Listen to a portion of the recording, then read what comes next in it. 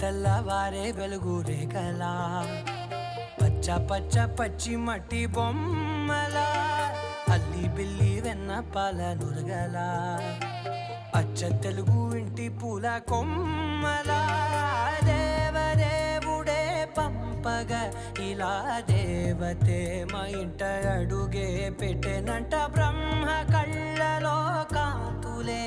మా అమ్మలా మా కోసం మళ్ళీ లాలి పాడేనంట.